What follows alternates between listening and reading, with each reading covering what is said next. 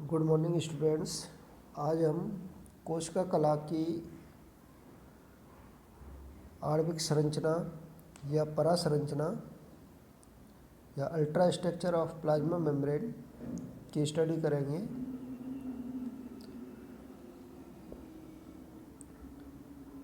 Plasma membrane की परासंरचना या आणविक संरचना को स्पष्ट करने हेतु विभिन्न वैज्ञानिकों द्वारा समय समय पर अनेक मॉडल सिद्धांत प्रतिपादित किए गए हैं, जिनमें से कुछ प्रमुख जो मॉडल है, सिद्धांत है, वो इस प्रकार से हैं। Overton's lipid membrane model, Gorter and Grendel's biomolecule lipid layer model, Danielli and Davson's sandwich और lamellar model, Hillier and Hoffman's micellar model,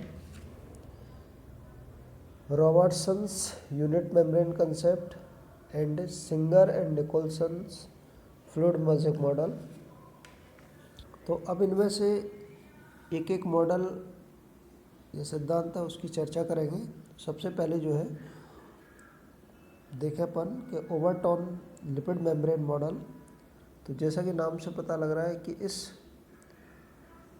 प्रस्ताव या इस सिद्धांत या इस मॉडल का जो प्रतिपादन है वो सन 1899 में ओबर्टॉन के द्वारा किया गया और इसके अनुसार ये बताया गया कि जो कोशिका कलाएं हैं वो लिपिड के स्तरों से बनी होती हैं।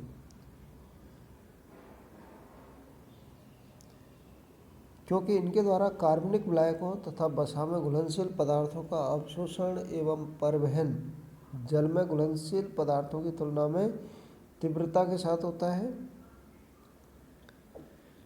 इस मॉडल के अनुसार प्लाज्मा कलाएं कोलेस्टेरॉल, लेसिथिन एवं वसी अम्लों से बनी होती हैं। हालांकि आज ये मॉडल ऐतिहासिक है, क्योंकि अब नवीन जो अवधारणा है वो आ चुकी है, जिसके अनुसार ये जो मॉडल है वो तर्कसंगत या उन पर खरा नहीं उतरता है।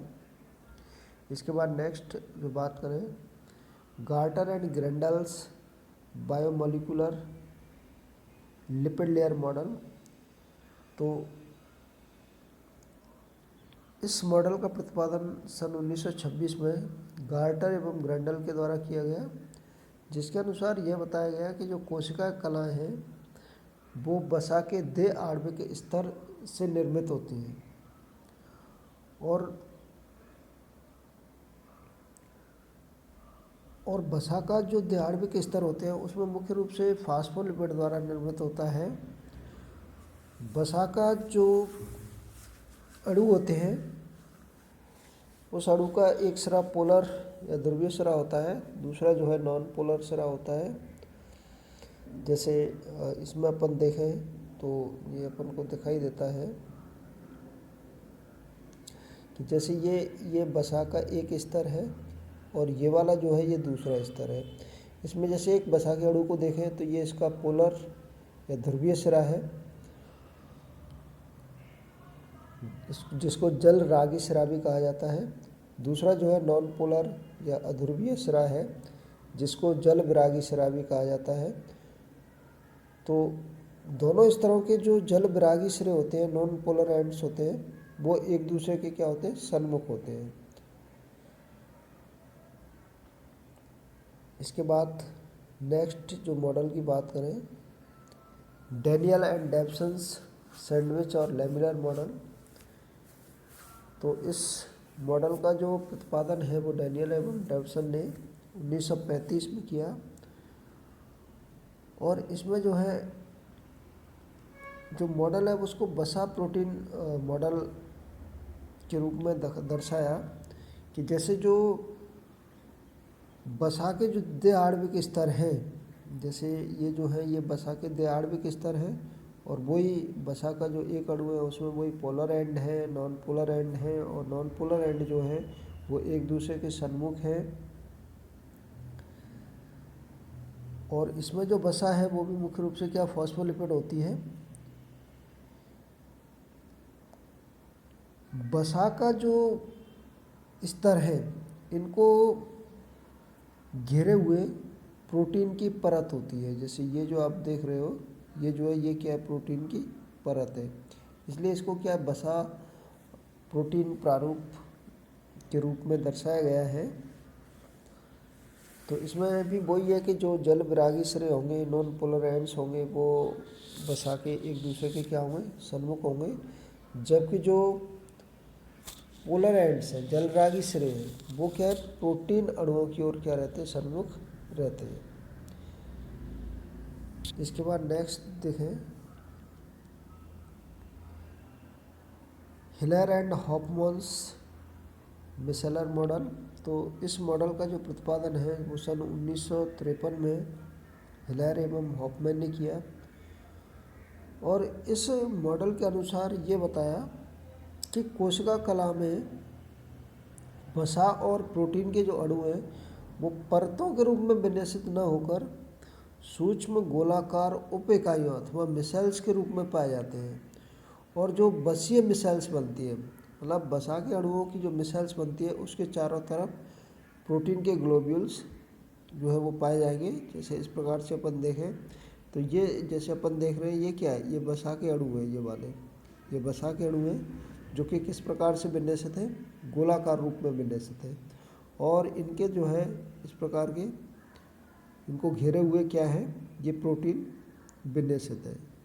तो इस प्रकार से जो इसके अंदर जो विन्यास है वो परत के रूप में ना होकर के कैसा है, गोलाकार रूप में विन्यास है।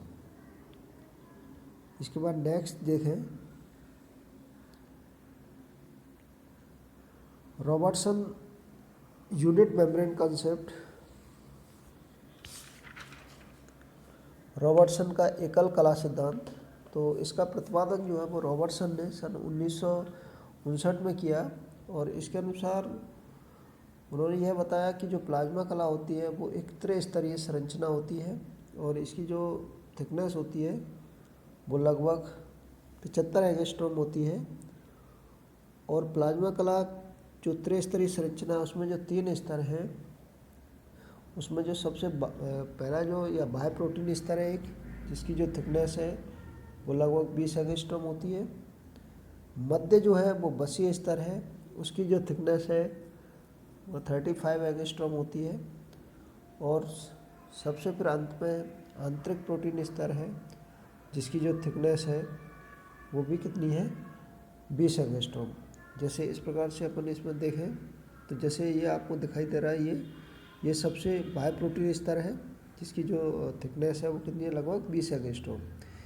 इसके बाद ये जो है, इसके बाद ये बीच वाला जो है ये मध्य का बसीय स्तर है, जो कि वही वसा के द्विआण्विक स्तर से बना होता है, और इसकी जो थिकनेस है वो लगभग 35 एंगस्ट्रॉम होती है।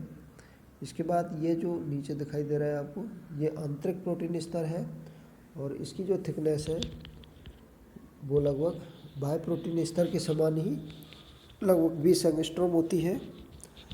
इस प्रकार से जो प्लाज्मा कला होती है या कोशिका कला होती है वो एक त्रिस्तरीय संरचना के रूप में पाई जाती है।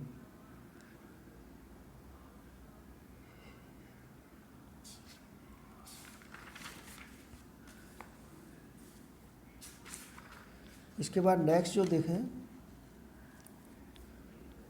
Singer and Nicolson's fluid mosaic model. इस सिद्धांत का, इस मॉडल का प्रतिपादन जो है वो 1972 में सिंगर एवं निकोलसन के द्वारा किया गया, और यह सर्वाधिक मान्यता इसी मॉडल को प्राप्त हुई।